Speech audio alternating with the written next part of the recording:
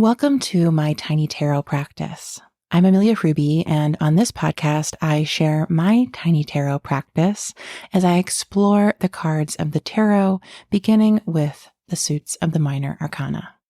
Today's card is the Eight of Cups.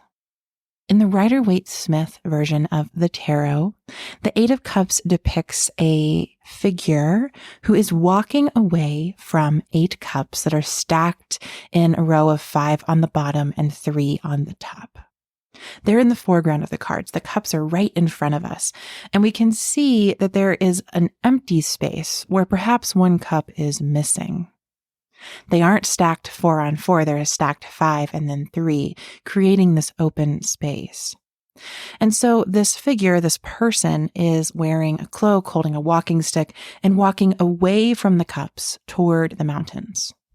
And above this scene in the sky, there is an eclipse, the moon moving in front of the sun moving in front of the moon.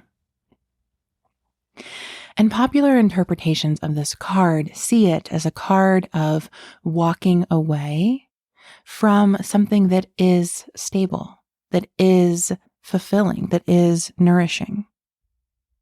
Jessa Crispin in the Creative Tarot refers to this card as the sadness of walking away, the recognition of our dissatisfaction, even if what we have seems satisfying. Similarly, Jessica Dorr in Tarot for Change talks about this card as the should I stay or should I go card. Or more accurately, this card seems to provide an answer to should I stay or should I go, suggesting it might be time to go. This figure walking away from the 8 cups in the foreground. Knowing that the cups represent our emotions, we can also see how that sort of walking away requires both an intellectual and an emotional knowing. We need to know not only in our minds, but in our heart and our gut that we need to leave. It can be so hard to leave a situation where nothing is seemingly wrong, but if we know we need to go, that's an 8 of Cups moment.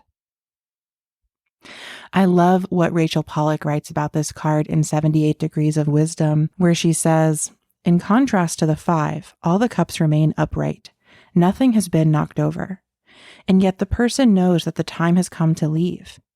The imagery suggests one of the true uses of water instinct, an ability to sense when something has ended before it either dries up or comes crashing down around us.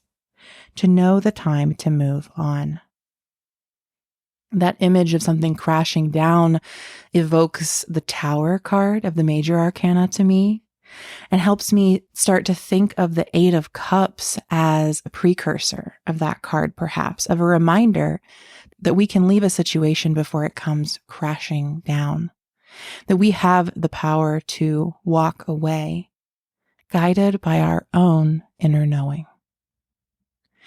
Thank you for listening to this episode of my Tiny Tarot Practice.